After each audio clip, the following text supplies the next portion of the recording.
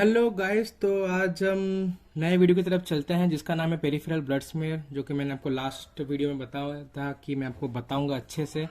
इस वीडियो को देखने के पहले मैं आपको एक चीज़ बता देना चाहता हूं कि अगर आपके पास एक साइड में मोबाइल हो या टैब हो तो आप प्लीज़, मैं जो भी स्लाइड्स के बारे में यहाँ पे बताऊंगा तो आप उसको प्लीज़ सर्च करके एक बार देख लीजिएगा, क्योंकि मैं यहाँ पे फोटो यूज़ करूँगा तो कॉपीराइट आ जाएगा। ठीक है, तो चलते हैं। अब जो स्लाइड है ना, उसको एग्जामिन किस में करें, मतलब जो हमने स्लाइड बनाया उसको कहाँ पे एग्जामिन करें। तो देख लीजिए, ये स्लाइड है, उसका ये स्टार्टिंग पॉइंट है, उसके बाद ऐसा कुछ स्मीयर होगा, लास्ट की तरफ ऐसा हो जाता है वो।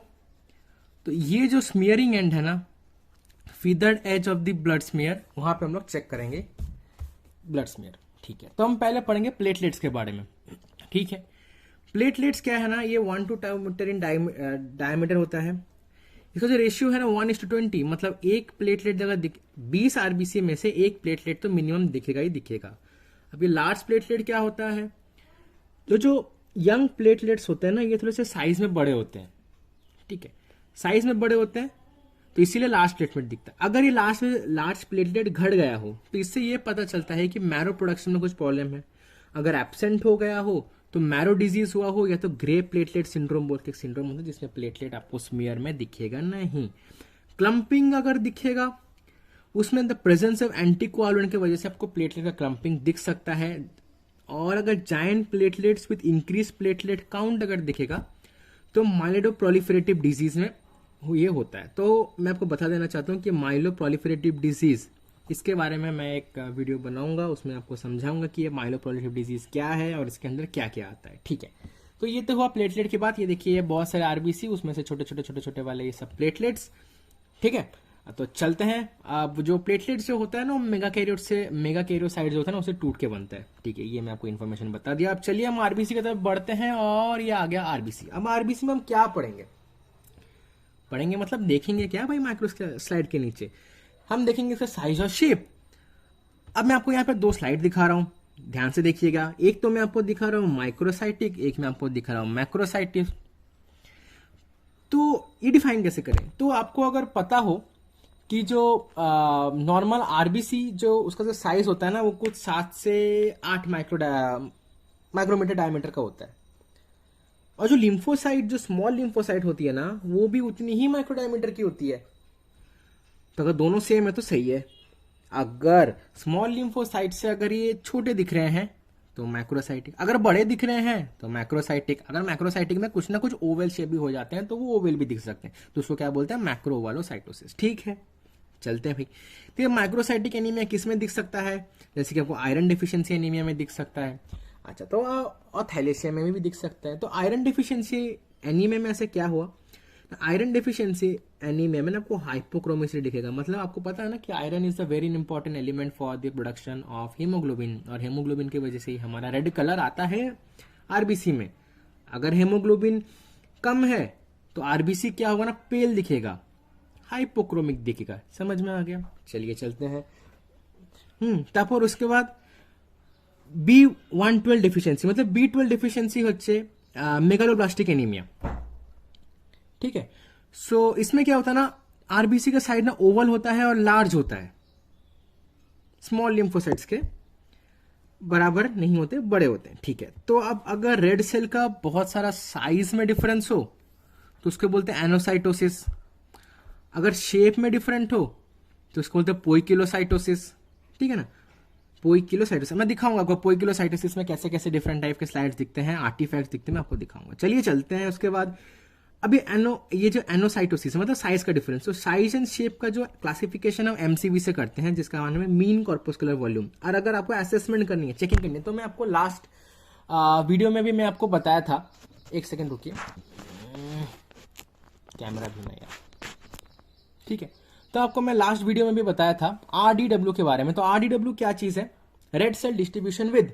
इसमें हम लोग क्या करते हैं ना कि जो अगर आरडीडब्ल्यू स्मॉल आती है, अगर छोटी आती है, तो इसका मतलब ये है कि जितने भी आरबीसीज हैं वो सिमिलर साइज के हैं, 7 से 8 माइक्रो डायमीटर के।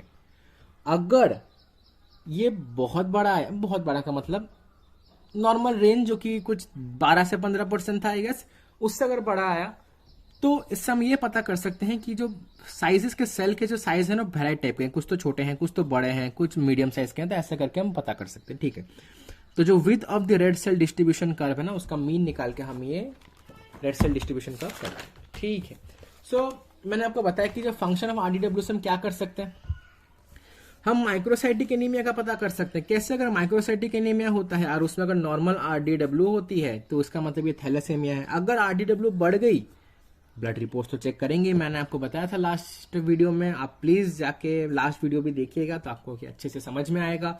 उसमें आयरन डिफिशियंसी एनीमिया होता है, वहां पे cells are of varied size, कुछ छोटे कुछ बड़े ऐसे कुछ मीडियम से। थैलेसीमिया में सब छोटे ही होंगे लेकिन सारे सिमिलर साइज के होंगे।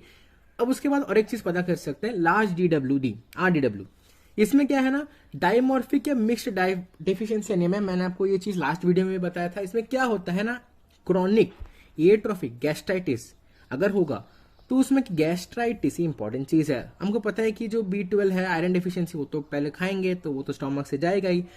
ठीक है, इसमें अगर प्रॉब्लम हुआ, गैस्ट्राइटिस हुआ, तो ये विटामिन B12 की डिफिशियंसी होगा। अच्छा, तो गैस्ट्राइटिस वहां पे क्या होगा ना, विटामिन B12 डेफिशिएंसी होगा, उसके वजह से मेगालोब्लास्टिक एनीमिया दिखेगा, मतलब साइज बड़े हो जाएंगे। उसके बाद ब्लड लॉस होगा, उसकी वजह से आयरन डेफिशिएंसी माइक्रोसाइटिक एनीमिया दिखेगा, जिसकी वजह से ये साइज छोटे हो जाएंगे। ठीक है, इसके बाद क्या है ना, हेमोग्लोबिन कंटेंट क्या है। हेमोग्लोबिन कंटेंट मतलब जिसके वजह से तो कलर आ रहा है। अब एक तो होता है नॉर्मोक्रोमिक, जिसमें आपको रेड सेल ऐसे दिखेंगे, मतलब रेडिश। एक होता है हाइपोक्रोमिक, क्योंकि उसमें हेमोग्लोबिन कम है तो वो पेल दिखेंगे। ठीक है, सो जो हेमोग्लोबिन प्रोडक्शन है अगर वो बढ़ जाए तो ये मत सोचिए कि हाइपरक्रोमिक पूरा ब्राउन रेडिश दिखेगा, नहीं, वो बड़ा हो जाएगा साइज में। ठीक है, डार्कर नहीं दिखेगा, नॉट डार्कर, साइज बड़ा हो जाएगा। ठीक है, इसके बाद देखते हैं रेड सेल इंक्लूजन के बारे में। तो जब हम स्मीयर देख रहे होंगे तो उसमें कुछ नॉर्मल आरबीसी है, नॉर्मल आरबीसी ही दिखेंगे, उसके अंदर हमें कुछ इंक्लूजन बॉडीज दिख सकते हैं, जैसे कि बैसोफिलिक स्टिपलिंग। इसमें क्या होता है ना, coarse blue dots in the red cell representing RNA residue. तो ये जो छोटे छोटे छोटे आपको दिख रहे हैं स्टिपल्ड रेड सेल, ये आरएनए रेसिड्यू है। आरएनए रेसिड्यू मतलब वो निकले नहीं, जब मैच्योर होते तब वो बाहर गए नहीं, तो इसलिए वो रह गए। ये लेड पॉइजनिंग में मेनली दिखता है। ठीक है, उसके बाद हॉवेल जॉली बॉडीज। हॉवेल जॉली बॉडीज में देख सकते हैं कि जो नॉर्मल आरबीसी है ना, उसके अंदर एक न्यूक्लियस जैसा कुछ दिख रहा है। अब हमें तो पता है भैया आरबीसी में न्यूक्लियस होता नहीं है, तो ये चीज क्या है, तो dense blue circular in inclusion that represent nuclear remnant. ठीक है, ये न्यूक्लियर रेमिनेंट है, क्यों, डिफेक्टिव स्प्लीन और आफ्टर स्प्लीनेक्टोमी में दिखता है, क्योंकि आपको पता है कि जो एरिथ्रॉइड, जो मैच्योर आरबीसी बनने के लिए पहले जो उसका प्रीकर्सर है वो पहले स्प्लीन में जाएगा, स्प्लीन में जाके जो स्प्लीन के जो मैक्रोफाज है उसके जो न्यूक्लियस वहां पे उसको दान में दे देगा, फिर खाली वाले जो आरबीसी है वो निकल के आएंगे। लेकिन अगर स्प्लीन है ही नहीं या डिफेक्टिव स्प्लीन में काम कर नहीं रहा तो ये सब चीज होगा नहीं, न्यूक्लियस वो साथ में लेके घूमेगा। ठीक है, उसके बाद देखिए पॉलीक्रोमाटोफिलिया। पॉलीक्रोमाटोफिलिया, पॉलीक्रोमाटोफिलिया मतलब देख सकते हैं, पॉली मतलब वेरिएट साइज नाम, पॉली मतलब बहुत सारे, क्रोमाटो मतलब कलर, फिलिया मतलब सेल, सेल जिसके बहुत सारे नंबर हो। ठीक है, उसके बाद पॉलीक्रोमाटोफिलिया मतलब red cell cytoplasm has a bluish shade, क्यों ना, ribosome is still making the haemoglobin and in the young red cell, मतलब ये रेड सेल अभी तक मैच्योर ही नहीं हुए, इनमें अभी भी आरएनए डीएनए ट्रांसक्रिप्शन चल रहा है, तो ये जो स्टेन होगा ना, ये रेडिश स्टेन भी लेगा, ब्लू स्टेन भी लेगा, तो इसीलिए ब्लू शेड दिखेगा। ठीक है, पॉलीक्रोमाटोफिलिया मतलब वेराइट कलर्स का आप देख सकते हैं। उसके बाद देखिए पैरासाइट्स। तो गाइस, तो मैं आपको बता देना चाहता हूं कि मैं हेमाटोलॉजी के साथ मैं और एक पैरेलल सीरीज स्टार्ट करूंगा जिसका नाम है इन्फेक्शियस डिजीज। उसमें मतलब पैरासाइट्स, बैक्टीरिया, फंगी, इनसे क्या प्रॉब्लम होता है, क्या डिजीज होता है, ठीक कैसे करें, तो इन सब के बारे में हम पढ़ेंगे। और तब हमें मलेरिया, बेबिशिया स्पीसीज जो कि रेड सेल को अटैक करता है, कैसे देखिए राइट जेम्सा स्टेन से, वो सब मैं आपको उस जो सीरीज आएगा उसमें मैं आपको जरूर दिखाऊंगा। तो ये चलते हैं फिर nuclei. The presence of nuclei क्या शो करते हैं, न्यूक्लियाई होती नहीं है, लेकिन अगर हुई तो हम क्या करेंगे, vigorous marrow response to anaemia, haemolytic anaemia. ठीक है, मतलब बोन अगर हेमोलाइसिस एनीमिया हुई, हमारे मैच्योर एरिथ्रोसाइट जो है वो मर रहे हैं, अब बोन मैरो के पास उतना टाइम नहीं है कि वो उतना जल्दी मैच्योर बना दे, तो जो इमैच्योर जो छोटे बच्चे हैं उनको ही निकाल देते हैं घर से, जाओ लड़ो जाके। ठीक है, इसके बाद मैं आपको दो चीज दिखाऊंगा, रेटिकुलोसाइट और हाइंस बॉडीज। मैं आपको लास्ट वीडियो में बताया था कि मैं आपको रेटिकुलोसाइट कैसा दिखता है मैं आपको जरूर दिखाऊंगा, तो ये रहा रेटिकुलोसाइट कैसा दिखता है। तब उसको ध्यान से देखिएगा, रेटिकुलोसाइट और हाइंस बॉडीज को स्टेन करने के लिए जेम्सा स्टेन काम नहीं देगा, एचई स्टेन काम नहीं देगा, आपको चाहिए सुप्रावाइटल डाई। सुप्रावाइटल डाई जैसे कि मिथाइल क्रेसिल, ठीक है ना, जैसे मैं आपको बताया था लास्ट वीडियो में, आपको सुप्रावाइटल डाई के बारे में बताया था। तो जो रेटिकुलोसाइट है ना, प्रीकर्सर आरबीसी है, residual RNA get stained and it is due to the over activity of marrow. ठीक है, उसके बाद हाइंस बॉडीज क्या है ना, ये भी सुपरावाइटल डाइस होगा, लेकिन ये हीमोलाइज्ड आरबीसी में दिखेगा। ये वाला क्या था, आरबीसी का प्रीकर्सर, लेकिन ये जो मैच्योर आरबीसी वो जब मर जाएगा उसके बाद हीमोलाइसिस आरबीसी में डिसइंटीग्रेटेड हीमोग्लोबिन, बहुत इंपॉर्टेंट है गाइस। तो ये आरएनए था, ये हीमोग्लोबिन दिखा रहा है, ध्यान से। ठीक है, रेटिकुलोसाइट में ये देखिए, ये ब्लूइश कलर का एक बॉर्डर आया है, उसमें लाइट ब्लू और ये कुछ स्प्रिंग जैसे कुछ दिख रहे हैं, आप उससे पता कैसे। ये थोड़ा सा डार्क स्टेन होगा रेटिकुलोसाइट, लेकिन हाइंस बॉडी जो होगा वो थोड़ा सा लाइट स्टेन होगा। आप देख सकते हैं ये जो ये तरह बॉल जैसे इंक्लूजन है ना, इंक्लूजन ये लाइटिश ब्लू स्टेन का है। ठीक है, ये हेमोलाइसिस एनीमिया कब होता है, NADH deficiency, G6B deficiency, haemolytic anaemia के बारे में भी मैं आपको वीडियो बनाऊंगा, मैं आपको समझाऊंगा अच्छे से, क्या करना है नहीं करना है सब बताऊंगा, चिंता मत कीजिए। ठीक है, और अगर मेरा चैनल आपको अच्छा लगता हो तो प्लीज लाइक से सब्सक्राइब जरूर कीजिएगा गाइस, बहुत मोटिवेशन मिलता है इस चीजों से। चलते हैं आगे, और क्या। अच्छा, तो ये हीमोलाइज्ड आरबीसी था। अब जो ये तो मर चुका है, इसका तो कोई काम है नहीं, तो अब इसका क्या किया जाए। तो जो स्प्लीन में जो माइक्रोफाज है ना उसको खा जाता है। इसको स्पेसिफिकली जो स्प्लीन का जो माइक्रोफाज है ना, ये जो छोटा सा पार्ट जो निकला था यहाँ पे, ये इंक्लूजन बॉडी माइक्रोफेज आएगा, इसको खा जाएगा। खा गया, सोच लीजिए बिस्कुट था एक गोल सा, उसका छोटा सा पार्ट खा लिए, तो कुछ ऐसा दिखेगा कि नहीं, तो ये कुछ ऐसा दिखता है। ठीक है, उसके बाद हम देखते हैं पोइकिलोसाइटोसिस। मैंने आपको एनाइसोसाइटोसिस के बारे में बताया, अगर वेराइट साइज के हुए कैसे डिफरेंशिएट करें। अब पोइकिलोसाइटोसिस मतलब एबनॉर्मल शेप। अब यहां पे मैं आपको 9 चीज दिखाऊंगा, 9 चीज, दो करके दिखाएंगे। ठीक है, तो पहले देखते हैं स्पीरोसाइट्स और डैक्रोसाइट्स के बारे में। ठीक है, स्पीरोसाइट्स क्या है ना, देखिए नॉर्मल आरबीसी है जिसमें एक सेंट्रल सा पैलर है, लेकिन ये वाला आरबीसी देखिए ये एक पूरा बॉल जैसे हो गया, इसमें कोई सेंट्रल पैलर नहीं है, पूरा एक रेडिश है। इसको बोलते हैं स्पीरोसाइट। ये हेरिडिटरी स्पीरोसाइटोसिस में दिखता है और हीमोलाइटिक एनीमिया में भी दिख सकता है। ठीक है, इसके बाद आते हैं डैक्रोसाइट्स। ओके, डैक्रोसाइट्स, डैक्रोसाइट्स क्या है ना, ये नॉर्मल आरबीसी है। इसके बाद ये जो आरबीसी देखिए, इसका ना टेल निकल गया है, तो जो टीयर ड्रॉप शेप आरबीसी इसको बोलते हैं। हीमोलाइटिक एनीमिया में दिख सकता है, सीवियर आयरन डिफिशियंसी एनीमिया में दिख सकता है, थैलासेमिया, माइलोफाइब्रोसिस, माइलोडिस्प्लास्टिक एनीमिया, जितने भी है ना, मैं आपको एक करके मैं इसका वीडियो आएगा, तो चिंता मत कीजिए। इसके बाद देखते हैं सिस्टियोसाइट्स।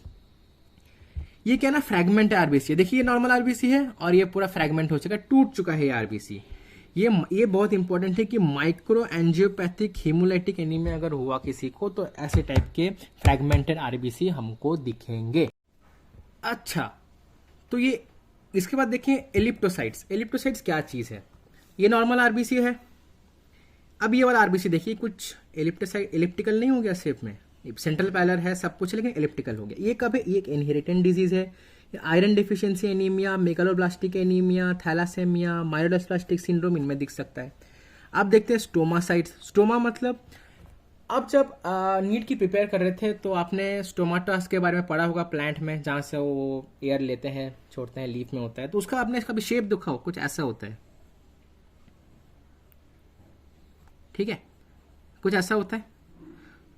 अब इसका भी देखिए, नॉर्मल तो होना चाहिए था सेंट्रल पैलर, लेकिन जो सेंट्रल चीज था ना वो कुछ लंबा गया, तो central pallor becomes a slit shape. देखिए, तो स्टोमाटा जैसे नहीं लग रहा है, इसीलिए इसका नाम स्टोमासाइट्स देके गया है। ठीक है, inherited red cell membrane defect या अल्कोहलिज्म में ये चीज दिखता है। ओके, इसके बाद देखिए मैं आपको 2 बहुत इंपॉर्टेंट चीज बताऊंगा। देखिए आ रहा है धीरे धीरे। अब देखिए एकाइनोसाइट्स, या इसका बोलते हैं बर्र सेल। इसके बाद नीचे और एक चीज है जिसका नाम है एकांटोसाइट, जिसका नाम है स्पर सेल। ठीक है, सो अब ये दोनों में डिफरेंस क्या है।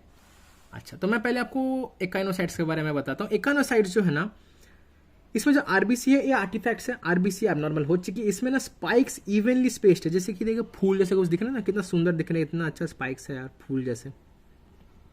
लेकिन जो एकांतोसाइट है ना, इसका अभी स्पाइक्स है लेकिन ये अनइवनली स्पेस्ड है। जैसे देखिए, जैसे पिन जैसे कुछ निकल के आ रहा है, कुछ अनइवन नहीं है, किसी में ज्यादा है किसी में कम है, और शेप का दिख रहा है, उतना अच्छा भी नहीं दिख रहा, सुंदर नहीं दिख रहा है। तो चलिए मैं पहले आपको ये बता देता हूँ एकाइनोसाइट्स क्या होता है। तो एकाइनोसाइट्स में स्पाइक्स जो होंगे ये स्पाइक्स जो होंगे ये इवनली स्पेस्ड होंगे।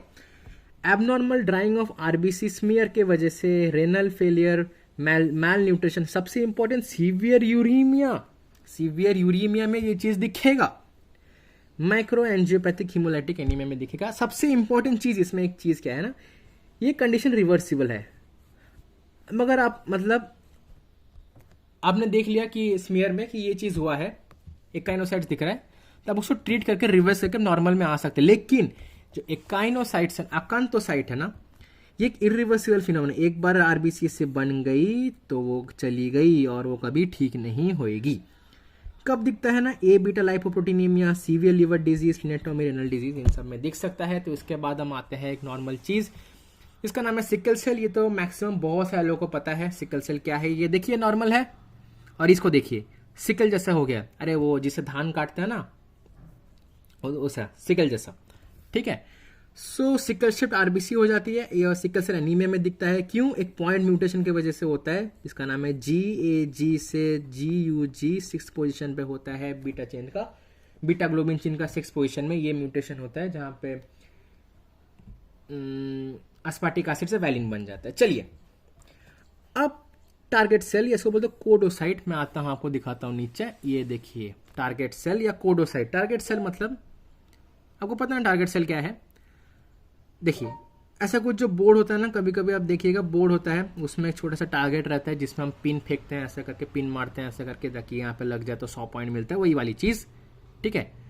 ये देखिए इसमें आरबीसी है, नॉर्मल आरबीसी है। सेंट्रल पैलर होना चाहिए था, लेकिन सेंट्रल पैलर तो है, पैलर तो है, साथ में dense centre in the central pallor, ठीक है ना, जैसे कि बुल साई जैसा, मतलब एक टारगेट जैसा स्टार्ट हो जाएगा। कब दिखेगा? मेनली थैलासेमिया में दिखेगा, कोलेसिस्टाइटिक लीवर डिजीज या हेमोग्लोबिनोपैथीज, ठीक है। तो आपको दिख रहा है कि सब कुछ ओके। इसके बाद चलते हैं आरबीसी की तरफ, खत्म होने को आया है। एग्लूटिनेशन या क्लम्पिंग, आरबीसी क्या होगा ना, जो पैराप्रोटीनीमिया, ऑटो इम्यून हेमोलाइटिक एनीमिया में क्या होता है ना, जो आरबीसी है वैसे क्लम्प हो जाएंगे, ठीक है ना, एक के ऊपर चढ़ जाएंगे, तो इसको बोलते हैं क्लम्पिंग। और रोलेक्स फॉर्मेशन मतलब एक आरबीसी दूसरा, तीसरा, चौथा, पांचवा, छठा, कॉइन को जैसे स्टैक करते हैं ना, 1 रुपए का बच्चे जब छोटे थे हम लोग करते थे ऐसा, कॉइन को स्टैक, पहाड़ बनाते थे, यही चीज कैरम बोर्ड में भी बनाते हैं ऐसे स्टैक, तो उसको बोलते हैं Rolex formation. Abnormal serum protein level की वजह से ये होता है, ठीक है, वेरी गुड। अब चलते हैं भाई WBC की तरफ। WBC मतलब white blood cell. White blood cell में 2 है, एक है ग्रेनुलोसाइट, एक है ए ग्रेनुलोसाइट, ठीक है। अब मैं आपको एक चीज बताता हूं, अगर आपको पता हो Newton laws of motion A&B, सबसे ज्यादा है न्यूट्रोफिल, उसके बाद है लिम्फोसाइट, उसके बाद है मोनोसाइट, उसके बाद है एसिडोफिल, उसके बाद है बेसोफिल, ठीक है। अब न्यूट्रोफिल का देखते हैं, न्यूट्रोफिल के बारे में थोड़ा जानते हैं। न्यूट्रोफिल क्या है? ग्रेनुलोसाइट है, माइलॉइड लीनियज से इसका बनता है। तो आइए देखिए कि ये देखिए एक मैच्योर न्यूट्रोफिल है। मैच्योर न्यूट्रोफिल में देखिए मिनिमम 3-4 लोब्स तो हैं ही। मोस्ट एबंडन कुछ 55 से 75% इसका भाई प्रेजेंट है ये स्मीयर में। सबसे ज्यादा तो कुछ भी दिखेगा ना, न्यूट्रोफिल्स मैक्सिमम दिखते हैं। 10 से 14 माइक्रोमीटर डायमीटर है, तो देख सकते हैं नॉर्मल आरबीसी ये थोड़ा बड़ा भी है साइज में। 2 से 5 लोबुलेटेड न्यूक्लियस है, कनेक्टेड बाय थिन क्रोमैटिन, ध्यान से सुनिए, thin chromatin, mostly towards left की तरफ ही न्यूक्लियस रहेगा। जो इमैच्योर न्यूट्रोफिल्स है ना, ये यू शेप्ड के होते हैं, ठीक है। अब ध्यान से देखिए, ये वाला ना बहुत जन को लग सकते हैं कि भाई ये तो यूओसिनोफिल जैसे दिख रहा है, उसमें तो 2 लोब है। नहीं, ऐसा नहीं है, ऐसा मत कीजिए। ये जो कनेक्टिंग ब्रिज है ना, उसको ध्यान से देखिएगा, अगर ये थिक हुआ तो ये न्यूट्रोफिल्स की तरफ ही है, ये न्यूट्रोफिल्स है, ठीक है। अब इसके बाद देखिए वैक्यूलेटेड न्यूट्रोफिल्स, ये देखिए दिस इज, माफ कीजिएगा बाहर थोड़ा सा आवाज हो रहा है क्योंकि कोई चिल्ला रहा है बाहर। चलिए हम वीडियो की तरफ कंटिन्यू करते हैं। वैक्यूलेटेड न्यूट्रोफिल, अच्छा, वैक्यूलेटेड न्यूट्रोफिल क्या है ना, ये देख सकते हैं आप, वैक्यूल्स दिख रहे हैं नॉर्मल न्यूट्रोफिल में, तो ये शो करता है कि बैक्टीरियल सेप्सिस है। ठीक है, अगर ये देखिए ढोल्स बॉडी न्यूट्रोफिल्स में ना कुछ इंक्लूजन दिखेंगे, 1 से 2 डायमीटर के कलर्ड साइटोप्लाज्मिक इंक्लूजन होते हैं। ये इन्फेक्शन, बर्न, इन्फ्लामेशन में ऐसे बॉडीज आपको दिख सकते हैं। ठीक है, मैं ढोल बॉडीज में आऊंगा फिर से। इसके बाद देखिए टॉक्सिक ग्रैन्युलेशन, ये देखिए नॉर्मल न्यूट्रोफिल है जिसमें ना जो ग्रैन्यूल्स है ना बहुत फाइन है यार, मतलब उतने दिखेंगे मतलब बहुत फाइन है। इसके बाद देखिए टॉक्सिक ग्रैन्युलेशन, मतलब जो ग्रैन्यूल्स है ना वो थोड़ा कोर्स हो जाएंगे। हाँ, ऐसा भी नहीं न्यूट्रोफिल जैसा, यूसिनोफिल जैसा नहीं होंगे, इतना बड़े बड़े नहीं हो जाएंगे, लेकिन कुछ तो कोर्स हो जाएंगे। और ये सिस्टमिक इन्फ्लामेशन में ये चीज़ दिखती है। ठीक है, चलिए इसके बाद आते हैं, नीचे आते हैं। मैं डोज बॉडी में फिर से जाऊंगा कुछ टाइम बाद। Okay, hyper segmented nucleus. अब हाइपर सेगमेंटेड न्यूक्लियस क्या है भैया? हमें पता है कि जो न्यूट्रोफिल्स होती है ना, ये कुछ 2 से 5 लोब तक होनी चाहिए नॉर्मल। जब मैच्योर हो जाए तब तो मिनिमम 3-4 दिखने चाहिए। लेकिन यहां देखिए, अरे भाई यहां तो कितने सारे लोब्स हैं। मतलब जो न्यूक्लियस था ना वो हाइपर सेगमेंट हो गया, बहुत सारे छोटे छोटे छोटे छोटे सेगमेंट में टूट गया। कब होता है ना, फॉलेड या डेफिशिएंटी मेगालोब्लास्टिक एनीमिया में ये चीज होती है। ठीक है, इसके बाद हो गया हाइपर सेगमेंटेड न्यूक्लियस कैसे दिखेगा आपको बता दिया मैंने। आप प्लीज गूगल में इनके जितने भी इमेजेस आप प्लीज चेक करिएगा, बहुत इंपॉर्टेंट है। उसके बाद मैं बहुत एक इंटरेस्टिंग चीज के बारे में बताता हूँ, शीडियाक हागाशी डिजीज। शीडियाक हागाशी डिजीज, ठीक है ना। शीडियाक हागाशी डिजीज में ना एक ऑटोसोमल रिसेसिव डिजीज है। इसमें जाइंट ऑज़ुरोफिलिक ग्रैन्यूल्स होते हैं। तो आप प्लीज डिफरेंस समझिए ग्रैन्यूल्स का और इंक्लूजन बॉडीज का। ठीक है, तब भी आपको समझ में आएगा। ग्रैन्यूल्स है ये, लेकिन इंक्लूजन बॉडीज ग्रैन्यूल्स नहीं है। इनमें से थोड़ा हल्के दिखेंगे, राउंड भी दिख सकते हैं या कुछ और शेप भी दिख सकते हैं, लेकिन जो ग्रैन्यूल्स है ना ये आपको राउंड ही दिखेंगे मोस्ट ऑफ द टाइम। एज़ुरोफिलिक मतलब स्काई ब्लूइश है। क्यों होता है ये वाला डिजीज ना, जो लाइसोसोमल ट्रैफिकिंग डिफेक्ट के लिस्ट डिफेक्ट बोलते हैं, lysosomal trafficking disease defect. Lysosomal trafficking defect मतलब जो लाइसोसोम है ना, हमको पता है कि उसमें एंजाइम्स रहते हैं, कीमोटैक्टिक मूवमेंट्स उसको सही जगह में हम पहुंचा दे तो जिसको भी मारना था हम काम कर सकते। लेकिन अगर ये कीमोटैक्टिक पाथवे में कुछ गलत हुई और ये लाइसोसोम सही जगह नहीं पहुंचा तो ये किसी अच्छे आदमी को मार देगा। तो यही चीज होती है। जब माइक्रोट्यूब्यूल डिसफंक्शन होती है ना, तो इसमें डिफेक्टिव लाइसोसोमल एंजाइम सीक्रेट हो जाती है। इसकी वजह से डिफेक्टिव मेलानाइजेशन हो जाती है। डिफेक्टिव मेलानाइजेशन की मतलब ऑक्यूलोक्यूटेनियस एल्बिनिज्म। ऑक्यूलोक्यूटेनियस एल्बिनिज्म मतलब आंख में, स्किन में हाइपोपिगमेंटेशन हो जाएगा। ठीक है, इसके साथ और एक चीज होता है रिकरेंट पायोजेनिक बैक्टीरियल इन्फेक्शन। अब मैं आपको 2 चीज बताता हूं। देखिए, एक तो होता है पायोजेनिक और एक होता है पायरोजेनिक। जो चीज पायोजेनिक होती है ना वो पस प्रोड्यूस करेगा, और जो चीज पायरोजेनिक होती है वो फीवर प्रोड्यूस करेगा। तो अब ध्यान से देखिए, ये क्या बोल रहा है ना, ये बैक्टीरियल पायोजेनिक मतलब बार बार बैक्टीरिया का इन्फेक्शन होगा और इन्फेक्शन की वजह से पस सीक्रेट होगा। तो ये चीज होती है आपको शीडियाक हागाशी डिजीज में। ये जो होती है ना ग्रैन्यूल्स, ग्रैन्यूलोसाइट में से दिखते हैं, न्यूट्रोफिल, यूजोनोफिल, बैसोफिल में चीज दिखेगा। ठीक है ना, देखिए न्यूट्रोफिल है उसमें देखिए ये एजियोरोफिलिक ग्रैन्यूल्स दिख रहा है, बैसोफिल में भी ऐसे दिख रहे हैं, यूजोनोफिल में भी ऐसे दिख रहे हैं एजियोरोफिलिक ग्रैन्यूल्स। अच्छा ठीक है, तो हम आगे बढ़ते हैं। इसके बाद आते हैं पेल्गर हुएट एनोमली में। पेल्गर हुएट एनोमली क्या है? ये भी एक जेनेटिक डिजीज है। इसमें क्या होना है, मेजोरिटी ऑफ द ग्रैन्युलोसाइट है बाइलोब्ड। हमें पता है जो न्यूट्रोफिल्स होते हैं ना, मैच्योर होने के बाद मिनिमम 3 से 4 तो दिखने ही चाहिए थे, लेकिन ऐसा हुआ नहीं। न्यू वाला न्यूट्रोफिल देखिए मैच्योर हो चुका है।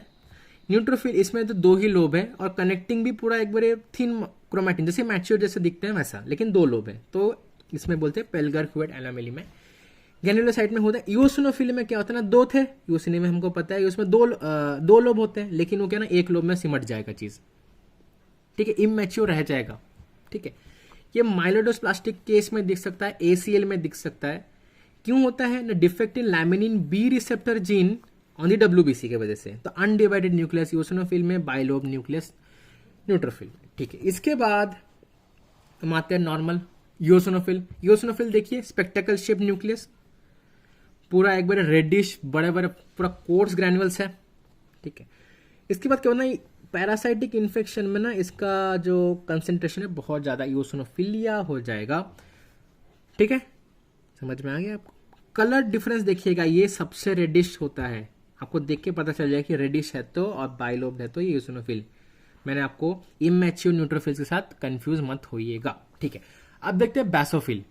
बेसोफिल में देखिए ये ना एक एस शेप्ड स्ट्रक्चर है, इसका न्यूक्लियस है, लार्ज डार्क ब्लू ग्रैन्यूल से, लेकिन आरबीसी जितने यूसिनोफिल जितने भी बड़े नहीं है, लेकिन बड़े तो हैं। ये chronic Mylar leukaemia, allergic reaction, क्योंकि आपको पता है बेसोफिल क्या सीक्रेट करता है, हिस्टामाइन सीक्रेट करता है जो कि एलर्जिक रिएक्शन में काम आता है। ठीक है, एक तो बेसोफिल दिखेगा नहीं क्योंकि इसका कंसेंट्रेशन तो 0.5 से 1% तक है। अगर आपको बेसोफिल स्मीयर में मिल गया तो मान लो आपको भगवान मिल गया। तो चलिए चलते हैं मोनोसाइट की तरफ। मोनोसाइट जो है ना ये लार्जेस्ट WBC है। आपके साइज तो देखिए भाई लोग, 15 से 22 माइक्रोमीटर इसका डायमीटर है, मतलब समझ सकते कितना बड़ा है। अच्छा, ये ए ग्रैन्युलोसाइट है। ठीक है, ये भी माइलॉइड लिनियज से निकल रहा है, लेकिन इसमें कोई ग्रैन्यूल्स नहीं है। इसका जो फोल्डेड या डेंट न्यूक्लियस एक साइड में होगा। ठीक है ना, ये तो एक साइड में होगा, इसेंट्रिक न्यूक्लियस विथ छोटा सा डेंट। ठीक है ना, और इसका जो साइटोप्लाज्म है ना ये कुछ ग्रे साइटोप्लाज्म है। ठीक है, इसके बाद आते हैं हम लास्ट लिम्फोसाइट, जो कि लिम्फोसाइट लिनियज से निकल रहा था।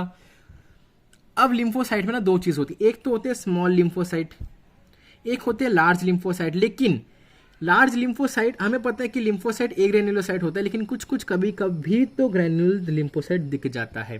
अच्छा, तो मैं पहले आपको स्मॉल लिम्फोसाइट में बता देता हूँ। स्मॉल लिम्फोसाइट में जो इसका साइज है ये कुछ आरबीसी के कंपेरेबल है, जो मैंने आपको पहले ही बताया। और इसका जो न्यूक्लियस है ना पूरा सेंट्रल न्यूक्लियस है, बहुत बड़ा न्यूक्लियस है, और जो साइटोप्लाज्म है ना बहुत ही स्कैंटी है। इंक्रीज कब होगा? Chronic lymphoid leukaemia. ठीक है, क्रॉनिक लिम्फॉइड ल्यूकीमिया में ये सब चीज इंक्रीज हो जाएगा। कौन? स्मॉल लिम्फोसाइट, क्योंकि लिम्फॉइड का ही ल्यूकीमिया हो रहा है, पता चल रहा है आपको। अब इसके बाद क्रॉनिक लिम्फॉइड ल्यूकेमिया में अगर ये चीज रप्चर हुई तो ये क्या बनाएगा? स्मज सेल, मतलब ऐसा ऐसा ऐसा ऐसा कुछ एक ब्लूइश का इसका जो न्यूक्लियस है ना ऐसा स्मज जैसा हो जाएगा। ठीक है, इसके बाद चलते हैं लार्ज ग्रैन्युलर लिम्फोसाइट्स में। वायरल इन्फेक्शन में ये लार्ज ग्रैन्युलर लिम्फोसाइट्स प्रोड्यूस होंगे, साइज बहुत ही बड़े हैं। ठीक है ना, लेस कंडेंस्ड क्रोमाटिन है, very important, less condensed chromatin है, साइटोप्लाज्म भी ज्यादा है। तो इसको क्या बोलते हैं? रिएक्टिव लिम्फोसाइट्स बोलते हैं। इसको क्या बोलते हैं? Reactive lymphocyte. और मे कंटेन करना, ऐसा नहीं कि मैं सब में होगा, नहीं। लिम्फोसाइट एक ग्रैन्युलोसाइट है, लेकिन कभी कभी ग्रैन्युल्स दिख सकता है। ठीक है, तो गाइस तो इतना ही था आज। इतने सारे आर्टिफैक्ट्स, इतने सारे स्लाइड्स के बारे में मैंने आपको बताया। आप प्लीज गूगल में जाके इसको चेक कीजिएगा। ये तो है बेसिक, इसके बाद भी कुछ आर्टिफैक्ट्स आपको दिख सकते हैं, जैसे कि किसी किसी का, जैसे न्यूप्लाज्म ऑफ बोन में, एपिथेलियल मैलिग्नेंसन में। अगर आप बफी कोट को अगर आप एग्जामिन करते, बफी कोट मतलब जो टेस्ट ट्यूब या जो वाइल है उसमें जो जो अपने ब्लड सैंपल कलेक्ट किया उसके ऊपर कुछ टाइम बाद में एक बफी कोट व्हाइटिश कलर का स्टोर हो जाता है। अगर वहां से आपने ब्लड एक्सट्रैक्ट किया, ठीक है, इस जगह, ठीक है, मैं फिर बता देता हूँ। ये वाली चीज, ये जो वाइल है वहां पे ब्लड था, ब्लड के ऊपर वाले लेयर से आपने उसको बोलते हैं बफी कोट। अगर आपने वहां से उठाया और वहां से स्मीयर बनाया तो आपको और डिफरेंट टाइप के आर्टिफैक्ट्स दिख सकते हैं। तो गाइस, तो आज का वीडियो बस यहीं तक था। मैं आशा करता हूं कि आप लोग को मेरा वीडियो अच्छा लगा हो, और अगर अच्छा लगा हो तो प्लीज़ लाइक से सब्सक्राइब कीजिए, और इससे मुझे बहुत मोटिवेशन मिलता है।